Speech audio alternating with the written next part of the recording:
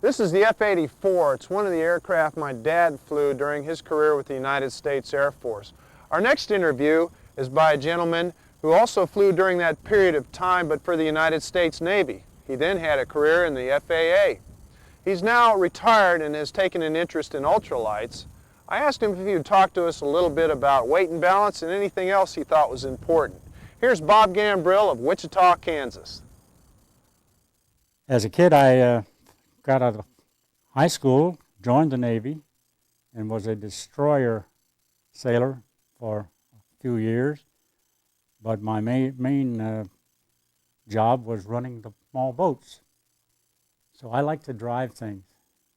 I left the Navy in the Pacific before Pearl Harbor and went to Annapolis, stayed there for halfway through the course.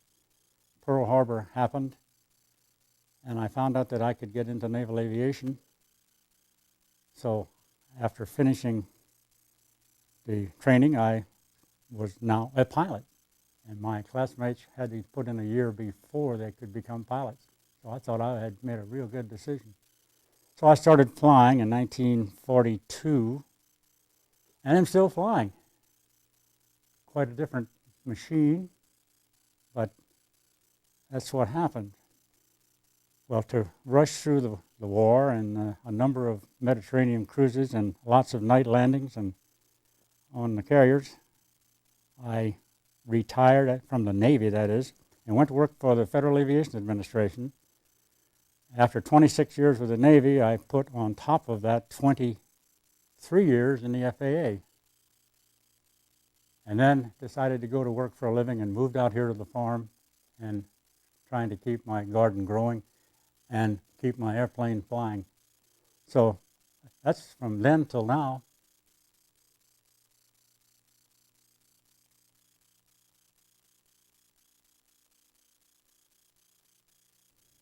Probably that was the worst period in my life, the worst few minutes at least, or hour or so. My buddy, our buddy, and I had just returned here. We came back to land, and Larry, the gentleman I was speaking about, was caught with a little bit of a gust on his first pass and decided to wave off, go around, and make a right-hand turn to avoid the turbulence around the barn. So from about 300 feet, he started a base leg turn into final and noticed that he was going quite fast. I'm sure that's what went through his mind at the time because you could almost read what was happening. So he was trying to make the ground speed look the same as it had been on his takeoff or go around. And we had a wind that day of about 20 knots. So his slowing down continued to a point where he began his turn into base leg. And at that point, he was almost dead in the air. And of all the spins that I've seen, I never saw such a perfect classic entry into a spin in my life. The airplane made the first 90-degree turn in a full stall condition with almost level wing, 90-degree turn. And each half turn from then on, it got steeper. And after 3 turns, he was vertical, and at that instant, he impacted. And why did he do it? Instead of dwelling on what happened, the impact was fatal to him. The airplane stuck like a dart in the field right here. And what caused that accident? It's quite simple in one respect. All he did was a classic stall spin. Why did he do a stall spin? He had never done one before. That's one of the points that I wanted to get to. Having not done any spins, he didn't know what was happening when he started into the spin. Because during the 3 turns, he could have recovered many times had he known exactly what to do. On the other hand, you may say he wouldn't have been in the spin if he had known what he was doing. So ignorance in that case, ignorance of 2 or 3 things. First of all, and basically, the ignorance of spins, how they are caused, how to get out of them, how many ways there are to get out of them. Ignorance about right-hand patterns. I don't believe Larry had done many right-hand patterns where a close-in circuit was a must. Ignorance about the airplane, how slow it was, the onset of the stall, and of course then the inability to recover once he got into the spin. It's very, very important that we, although we're now flying very safe little Tweety birds, instead of a high wing-loaded jet fighter, they still can bite you, and they can bite you quickly and badly, and as witnessed here in the field, that was Larry's last flight. So we need to know, first of all, about spins. We need to know how not to get into spins. We need to know how to recover if we should get into a spin. And we should know what things not to do to avoid spins if possible. But ignorance about spins is not the way to protect yourself against spins. The more you know about it, of course, the better you're prepared. This airplane has a set of characteristics because of its mass distribution. It can be wing heavy, fuselage heavy, nose heavy, tail heavy. All I'm getting at is weight and balance, number one. We all should know the weight and balance down to the finest point. Otherwise, we are flying an accident waiting to happen. We're going to do something one day, not knowing how close we are to a catastrophic situation, and it's going to happen. We may be lucky and we have enough altitude to recover before impact. On the other hand, we may not be high enough. And that's another funeral to go to.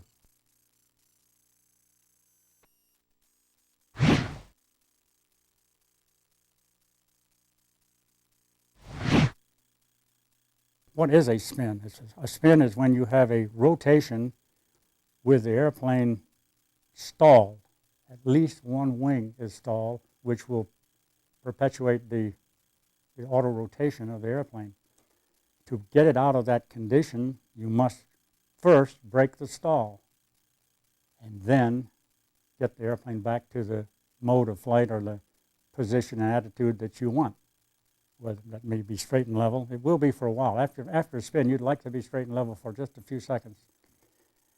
Each airplane will have its own characteristics, however, in the way it's put together. Whether, as I said before, I have a fuselage-heavy airplane where I have big engines or big propellers or big jet engines on the center line versus an airplane that has a huge load on the wings. I may have a fuel tank that runs all the way from tip to tip in the leading edge of the wing. But anyway, the basic mass of the airplane can be in the wing versus in the fuselage, or exactly shared between fuselage and wing. So the airplane will have a different characteristic because of its mass distribution. And there's the word again, mass distribution. Another way to say CG, weight and balance. Mass distribution. Then the control characteristics will determine how you will get out of the spin. Quickly, easily, no problem, no sweat. Or it may require a specific movement of the controls, and they must be held in that position for a given number of seconds. And this may involve having the controls in a given position while the airplane continues to do 3 more turns.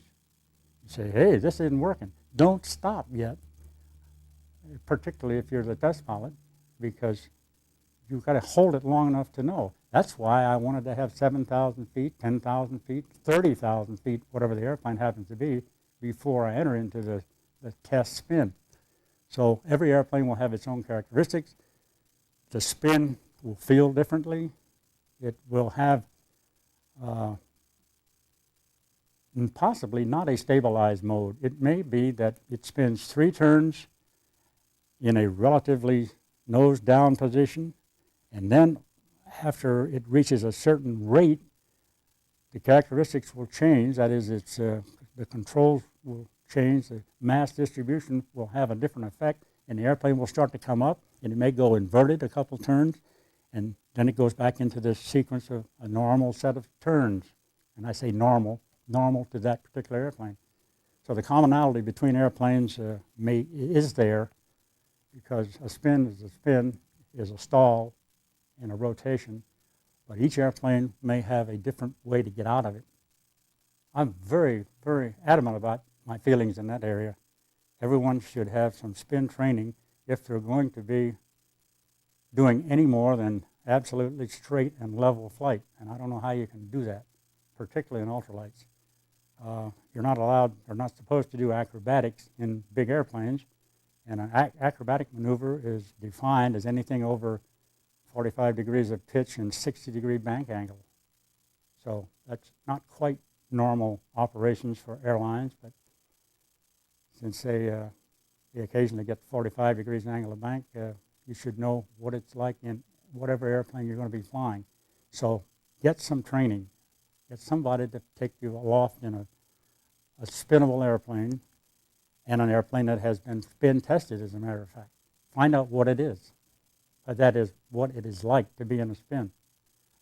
Try to get into one yourself, if possible, and recover. Yes, and yes again. Get spin training.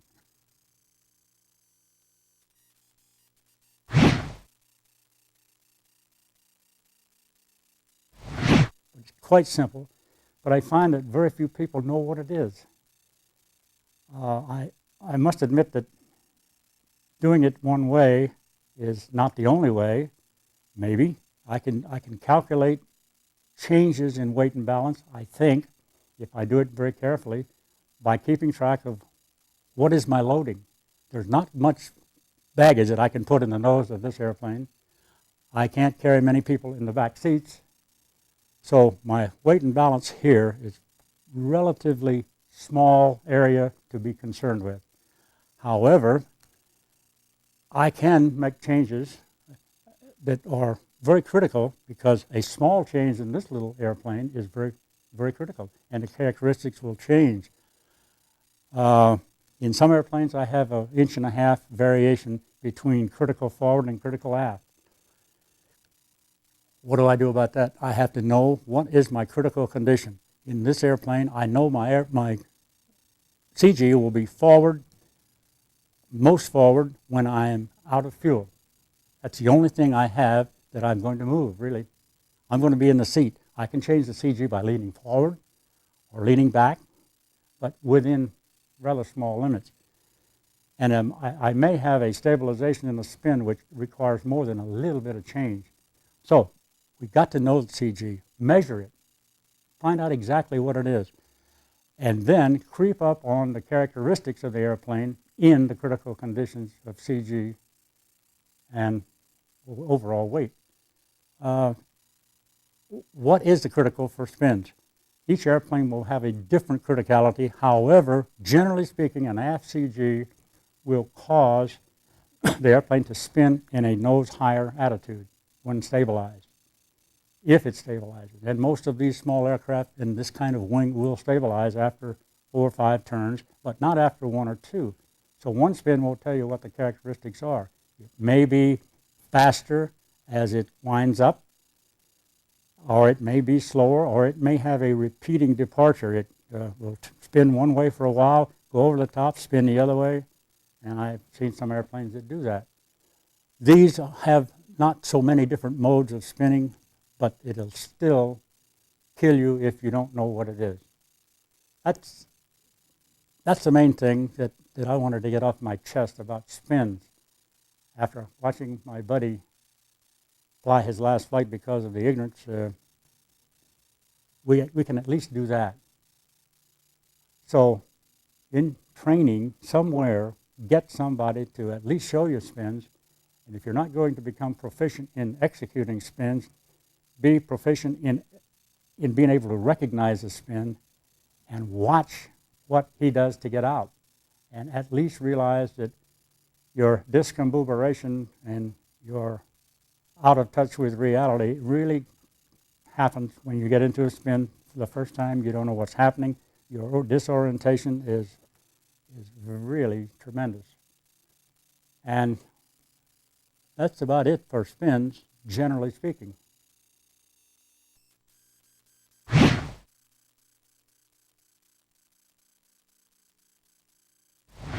Just as an example, let me show you what happened in getting my airplane into a CG position that I wanted. Here we have the famous BRS chute, which is quite important for our kind of airplanes because not many of our airplanes are capable of being trimmed so that you can fly hands off in flight.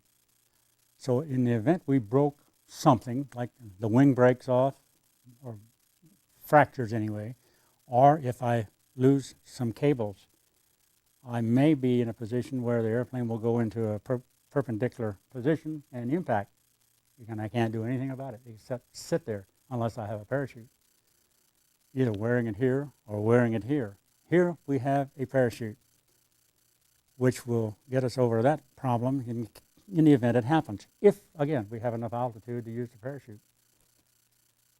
When this airplane was put together, I just sort of took what I got. I didn't have a parachute to start with. I flew for a couple of hours without one and hoped nothing broke. And nothing broke. I put the parachute on after I received it, and I positioned it very close to the trailing edge spar of the wing, but approximately 4 inches forward of the current position. Then I ran the weight and balance, meaning I weighed the airplane, I computed where the center of gravity was with the loading condition that I had at the time, full fuel. Of course, I wasn't in the airplane. I measured it in that condition, and since the pilot in this airplane is sitting very, very close to the CG, it will not change much with either change the weight of the pilot or how much he can lean, because the seat is almost at the CG, almost identically under the CG or within the CG of the airplane. I measured my CG position with it here. I was at a number, 24% aft of the datum, and the datum meaning the point which I measure from, and in this case I used the leading edge of the wing. As a matter of fact, to be exactly correct, in the center of the leading edge spar. From that point, the leading edge, come back approximately a quarter of the way, and that was my CG, and which is right about here, which is right about exactly under the pilot. I still was nose heavy, and I was terribly nose heavy before I put on the chute. It helped a lot, but I thought I can still make it better. So without computing where I needed to put this weight, since I couldn't really forecast what the total weight was going to be, where it was going to be, I just decided to move it and take what I got. And if I had to, I could do it again. I moved it back to a point where I was just forward of the trailing edge of the aileron. I measured it again. Now, notice I only moved it approximately 4 inches aft. I went from 24% MAC, and MAC is the mean aerodynamic chord, the chord of the wing, and I'm going to take the center position here as being where, if I had all of the chords of the wings in one spot, I'd have a mean aerodynamic chord of that length, and I would be 25% of the distance from the datum, the leading edge of the wing, back along this chord. And by moving it 4 inches aft, I went from 24% to 38%. Theoretically, I put it back here, I'm going to have the center of gravity of this airplane at a point where it will sit, instead of sitting on the nose. Now, weight and balance, what is it? Let me divert here. If you walk by this airplane, where can I assume, not assume, but know, where is the CG as it sits here? Well, we immediately know it's got to be between those 2 points where the main wheel are and the nose wheel. If the CG is beyond this point, I'm going to have the airplane sitting with the nose up in the air, like so. And since the nose is almost as far forward as you can go, if it's standing on its nose wheel, I know it's very far forward. Of course, that's ridiculous. That would be really called forward ridiculous. So it's not going to be forward of the nose wheel. It's not going to be here, and the main wheels. So the CG has to be somewhere between there and there. So I can get a rough idea by knowing what the nose wheel weight is when I measure it with a scale. If I normally have 47 pounds of weight on the nose wheel with an empty airplane, full fuel, no pilot I mean, then I can go pick up the nose every flight and feel. I can almost tell by feel what my CG is. If I notice that all the weight's gone off the nose wheel, I know I have done something to cause my CG to be well aft. So that's what CG is. In the terms of MAC, percent of mean aerodynamic chord, versus so many inches aft of datum, you'll see all of these things used. So don't feel bad about not knowing about it, but now you know about it. And everything else that you can learn about this bird, you should find out about, you should know it, and use it as necessary to make it as safe as possible. Even though these airplanes don't publish all of the numbers that a certificated airplane does, they still operate on the same rules of physics. Weight and balance is the same on this as it is on a 104 or an F-16 or whatever, or a B-1. Of course, an airplane has a vertical CG as well. If I'm flying an airplane like a PBM, where the hull is down here and 2 feet in the water, and the pilot is sitting up here 8 feet above the main deck, I have quite a range of position here where my mass distribution can be here or way up here because of my fuel loading, the weight of equipment in the nose of the airplane. How are the engines way up here, or are they down low? So the vertical CG is also important, not from a point of view of attitude, but from a point of view of mass distribution, which makes it easy or hard or impossible to get out of a spin. Again, I'm coming back to spins. If you don't get into an uncontrollable situation, you just can come back and gripe the airplane saying, it flies bad. Well, that's not very technical. Flies like a dog. Well, I don't know how a dog flies. So these words we use have meanings, and we should know at least what those meanings are. CG, it can be lateral, CG can be vertical, and CG can be longitudinal. 3 different planes of action that we have to worry about. And they're all very important to CGs. So remember, if I change my equipment around on an airplane, if I have an airplane that can be modified, when I move something forward, I'm going to have a nose-heavy airplane, heavier. If I move it aft, it's going to be tail-heavy or tail-heavier than it was before the move. Each airplane will have its limits so far as control characteristics and performance, and it'll also have very strong effect on how or even whether or not it will recover from a spin.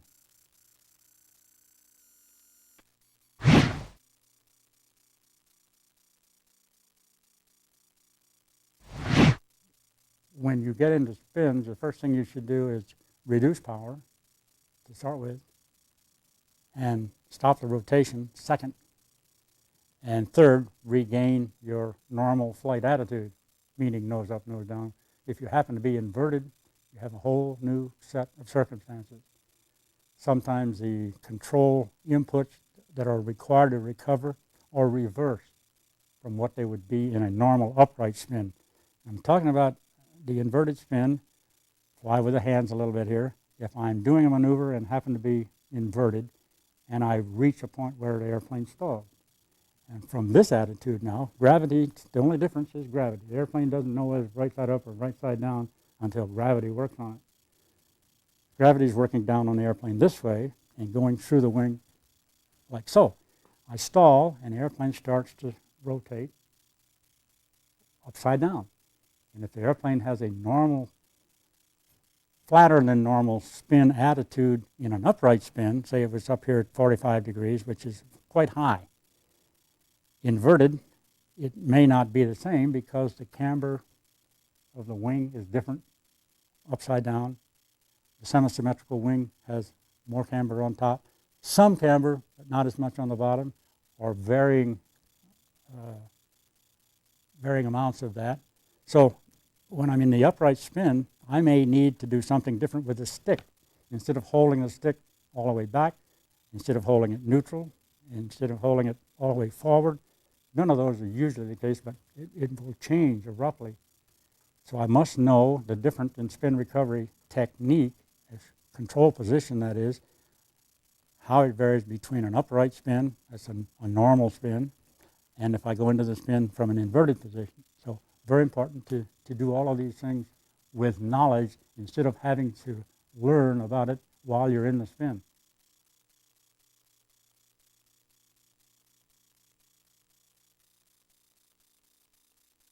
Usually a very nose-heavy airplane will spin with a higher rotational rate, and there again, however, it's limited by this shape and size of the wing. A glider with a 60-foot wingspan versus F-104 with no visible means of support sticking out there, it'll have its natural frequencies, and a great long wing will not permit the airplane to spin like a corkscrew as a 104 would, or like some other small short-winged airplanes like the 404. It would have a faster rotation rate, except as limited by all the other drag characteristics because of its biplane nature. So the nose-heavy airplane will make it spin nose down steeper and usually faster rotational rate, making it more likely, more possible, and more likely to reach a rotational rate where your tail power, that is your rudder, which is the main thing to take you out of the spin, first you've got to stop it from rotating. It may be such a rate where gyroscopic characteristics and tendencies come into being, and man, it sits there and really locks in. It's beyond the capability of the rudder to stop it from spinning, if I allow it to get that fast, or if I should enter the spin and it has that rate to start with. So very important in terms of spin recovery. Very important very important the loading. With the aft CG condition, the airplane will tend to spin nose up, and that's where we get into the so-called flat spin. I read in the magazines, and honest, I don't know what they're talking about when they say they went out and did some flat spins.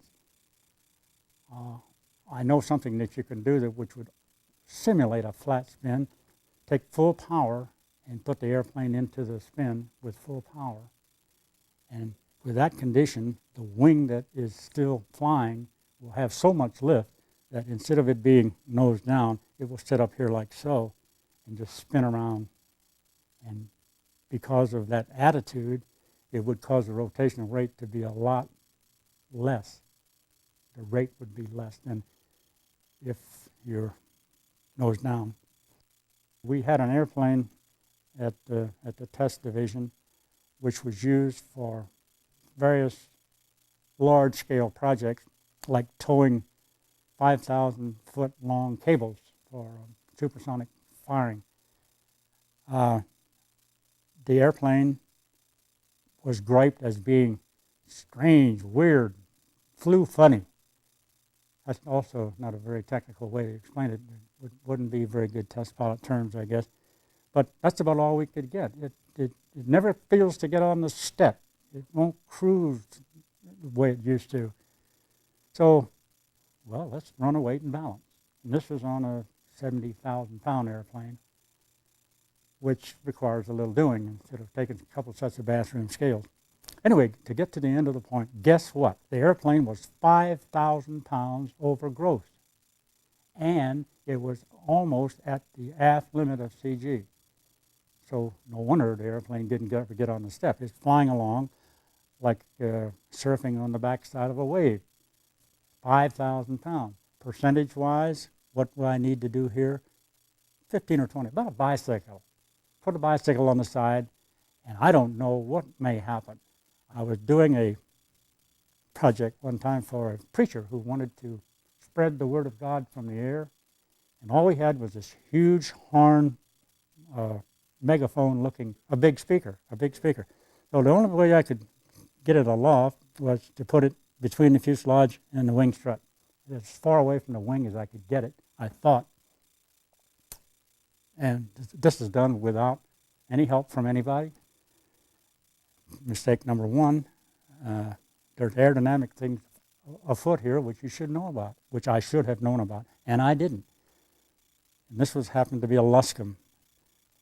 I got it all strapped on and gun taped it on and took off. And I noticed that when I got halfway down the runway, where I'm usually at 100 feet, I couldn't even get the tail wheel off. And by that time, I'm at the end of the runway and had to pull back. And so I got airborne and practically no control with the stick, except I still had roll control. Guess what happened? The turbulence coming off of this horn-type speaker had blanked out the entire tail of the airplane.